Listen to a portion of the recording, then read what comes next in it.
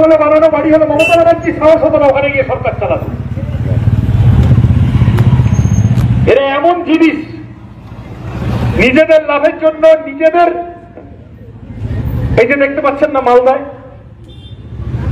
কিভাবে গুলি করে খুন করে দিল, তারপরে মাথা থেতলে খুন করছে। তারপরে মেদিনীপুরে দেখছি এক মন্ত্রী, সে বলছে নিজের দলের অন্য গোষ্ঠীকে বলছে বোমা ছুড়ে মারবো। মুসল পর্ব চলছে তৃণমূল জুড়ে। আর এই মুসল পর্বের মধ্যে নতুন নতুন করে তাদের অপরাধগুলো সামনে চলে আসছে। তেমন একটা অপরাধ সংযোজিত হলো এই আমাদের ৯৯ ওয়ার্ডে বিদ্যাসাগর কলোনিতে এই বাড়ি ভেঙে পড়া ফ্ল্যাট বাড়ি।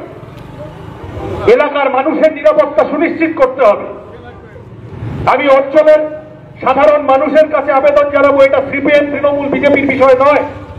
কলোনি এলাকার মানুষ একজোট হন, একসাথে আসুন। বেআইনি কাজ কারবার দেখলে বন্ধ করার কথা বলুন। এলাকার মানুষের নিরাপত্তার চেয়ে বড় কিছু নয়। ওই বাড়ি রাস্তার উপরে, রাস্তার দিকে ভেঙে পড়ে কোন তৃণমূল সমর্থকের মাথার উপরে ভাঙতে পারত। এলাকার মানুষের নিরাপত্তার থেকে বড় কিছু নয়। কি করে তৃণমূল কংগ্রেসের আর এই কাউন্সিলরকে আর দোষ দেবো কি করে? কাউন্সিলর বলবে তুমি মহারানী, খেলে কাটমানি, আমি আর চোর বটে। লোকসভা ভোটের আগে লায়নকার মাঠে গিয়ে কোন মুখ্যমন্ত্রী যা ভাষণ দিয়ে এসেছে, যেভাবে প্রভোগ করে এসেছেন, প্র্যাকটিক্যালি বলে এসেছেন যে যত পারো ইলিগাল কনস্ট্রাকশন বানাও, আমি মমতা ব্যানার্জি আমি আছি, দেখে নেব। কেন বলেছেন? কারণ জানেন যে ভোটের সময় এই লোকগুলোকে দরকার, এই লোকগুলো টাকা দেবে। সারা বছর তৃণমূল এদেরকে ইলিগাল কনস্ট্রাকশন বানাতে দেবে, তারপর ভোটের সময় গুন্ডা পোষা, মদ খাওয়ানো, মাংস খাওয়ানোর টাকা এই লোকগুলো তৃণমূলকে দেবে। এই লোকগুলো তৃণমূলের চেয়ারের পায়া। এই লোকগুলো ফসে গেলে তৃণমূলের জনভিত্তি চলে যাবে।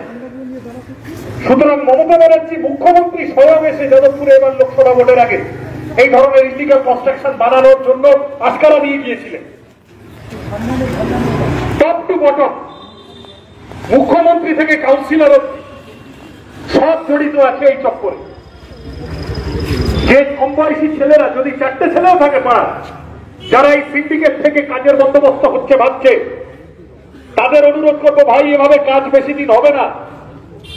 তৃণমূল সারা জীবন বাইকের তেল ভরে দিতে পারবে না। আর এরা নিজেদের পেট ভরাতে এত ব্যস্ত, নিজেদের পকেট খেতে এত ব্যস্ত, পকেট ভরাতে তোমার আমার দিকে দেখবে না। আমি কম বয়সী যে ছেলে মেয়েরা, যে ভাইরা আছে, এই ধরনের বিভিন্ন কাজে চক্করে তৃণমূল তাদের জড়িয়ে ফেলে।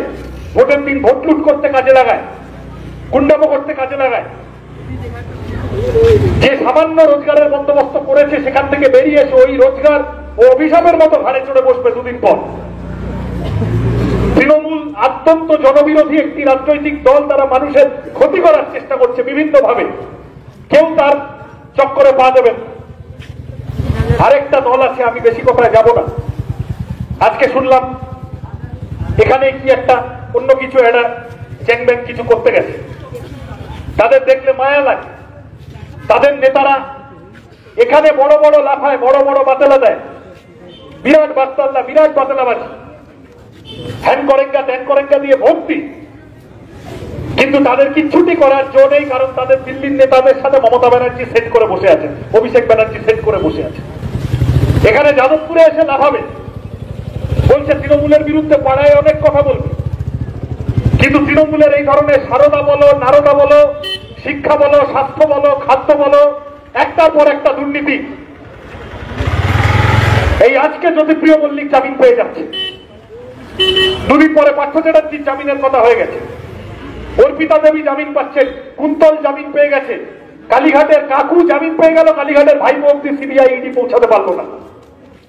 আরজি করের ঘটনা কি হলো সবাই বুঝতে পারছে খালি চোখে, যে এমন ভাবে প্রমাণ লোপাট হয়েছে। ওই সিভিক ভলান্টিয়ার ছেলেটা ও অপরাধের সাথে যুক্ত, কিন্তু একা ও নয়, একা ওকে বাঁচাতে গোটা তৃণমূলের সরকার দাঁড়িয়ে গিয়েছে, এটা বিশ্বাসযোগ্য নয়। সব বড় বড় মাথাদের সাইড করিয়ে নিয়ে সবাই বুঝতে পারছে। এই সিবিআই যখন সুপ্রিম কোর্টে গিয়ে বলল এই টানা থানার ওসি আর সন্দীপ ঘোষের নামে, তখন সুপ্রিম কোর্টের বিচারপতি বললেন যে আমি আমার 30 বছরের বিচারকের জীবনে পুলিশের এই ভূমিকা দেখিনি, আরজি করের ঘটনা। তার কদিন পর সিবিআই চার্জশিট প্লেস করতে পারলো না, আর এরা সব জামিন পেয়ে গেল। সন্দীপ ঘোষরা কোন চাপ, সব লোকে বোঝে না। আমাদের কপালে বিশ্ব বাংলার বল লেখা আছে, কেউ কিচ্ছু বোঝে না। বিজেপিকে সেট করে, বিজেপিকে ফিট করে এই আর্জি কর ইত্যাদি ইত্যাদি গোটা পরিবেশে এত এত লক্ষ লক্ষ মানুষ রাস্তায় নামলেন। আমাদের যাদবপুরে এইচবিতে এত মানুষ নামলেন রাস্তায়, জুনিয়র ডাক্তাররা নামলো, সবাই মিলে বললো যে আমরা বুঝে নেবো তৃণমূলকে, বিজেপিকে ঢুকতে দেবো না। বিজেপি আরো বড় চোর ডাকাতের পয়েন্ট, দাঙ্গাবাজের পয়েন্ট। বিজেপি যেই দেখলো যে বিজেপিকে বাদ দিয়ে তৃণমূল বিরোধী একটা পরিষদ তৈরি হচ্ছে পশ্চিমবাংলার রাজনীতিতে, অমনি বিজেপি আবার তৃণমূলের সাথে সেট করতে শুরু করে দিল যে আমরা তো তাহলে এখন আসবো না, আমরা তো কমছি, তাহলে তৃণমূলকে জিতিয়ে যেতে হবে, বামপন্থীরা যেন ফেরত না আসে। বিজেপির লোকেদের জবাব দিতে হবে। মুখে বড় বড় বাচনা দিচ্ছে তোমাদের শুভেন্দু অধিকারীরা, কিন্তু সিবিআই ইডি কি করছে? এই ধরনের বিভিন্ন একের পর এক দুর্নীতির ঘটনা কেন তৃণমূল ছাড়া পেয়ে যাচ্ছে দিনের পর দিন, আজকারা পাচ্ছে, খোলা মনে চুরি ডাকাতি করতে পারছে? কারণ তৃণমূল জানে যাই হোক না কেন শেষমেশ বিজেপি ঠিক বাঁচিয়ে দেবে। বড় বড় কথা বলবে মুখে, কিন্তু বিজেপির লোকেরা আমাদেরকে, আমাদের সিবিআই ইডি আমাদেরকে ধরবে না। বিজেপির লোকেরা ওখানে ফিট করে ঠিক নাটবল্টু ঠিক করে দেবে। এই সেটিং ভাঙতে হবে, বাড়ি ভাঙা বাঁচাতে হবে, কিন্তু যেগুলো ভাঙা দরকার সেগুলো ভাঙতে হবে।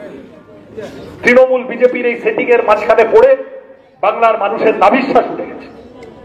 বাংলার মানুষ চুরি ডাকাতির রাজত্বে একদম শ্বাসরোধকারী অবস্থা, কিন্তু মানুষ বেরোনোর রাস্তা পাচ্ছে না। আমরা বামপন্থীরা আরো সবাইকে নিয়ে আপনাদের কাছে কেবল এইটুকুই আমি আমার কথা এই বলে শেষ করতে পারি, এই প্রতিজ্ঞা করে শেষ করতে পারি যে আমরা তৃণমূল বিজেপির এই গোপন বোঝাপড়া ভাঙব, তৃণমূলের দুর্নীতি ভাঙব, তৃণমূলের চোরগুলোকে জেলে পুরব। সে কত বড় বা কত ছোট, সে মুখ্যমন্ত্রী না কাউন্সিলর না কে, সে কাটমানির টাকা দিয়ে ওই সেই হয় না কর্পোরেট সোশ্যাল রেসপন্সিবিলিটি, এখন ওই রকম ডায়মন্ড হারবারে চলছে কর্পোরেট সোশ্যাল রেসপন্সিবিলিটি। যা টাকা মেরেছি দুবাইতে, রাশিয়ায়, সিঙ্গাপুরে, থাইল্যান্ডে, পৃথিবী জুড়ে ছড়িয়ে টড়িয়ে রেখে এখন সেই টাকার 1% দিয়ে এখন ক্যাম্প চলছে, আর সেই দেখে দেখানো হচ্ছে, বগল বাজানো হচ্ছে, দেখো আমি কত ভালো লোক। নতুন বিদ্যাসাগর, নতুন রামমোহন এসেছেন বাজারে। তাহলে এদেরকে বাংলার মসনদ থেকে, কলকাতা শহরের পরিচালনার ভার থেকে এদেরকে সরাতে হবে, এবং এই সরানোর কাজ এই ধরনের আরো বাড়ি ভাঙবে, আরো বছর বছর এসে বলতে হবে যে নতুন বছরের শুভেচ্ছা জানানোর ইচ্ছা ছিল কিন্তু জানাতে পারলাম না, নতুন বছরটা আতঙ্কে শুরু হলো। যতদিন তৃণমূল থাকবে এই আশঙ্কা থাকবে। তৃণমূলকে তাড়াতে হবে, বিজেপিকে সাফ করতে হবে, তৃণমূলকে হাফ করতে হবে। এই কাজে আপনাদের প্রত্যেকের সাহায্য চেয়ে এলাকার মানুষের একজোট হওয়ার, মানুষকে একজোট হওয়ার আবেদন জানিয়ে, আর আমরা বামপন্থীরা এই কাজে রাস্তায় থাকবো, সবার সামনে থাকবো, এই প্রতিজ্ঞা করে আমার কথা শেষ করছি।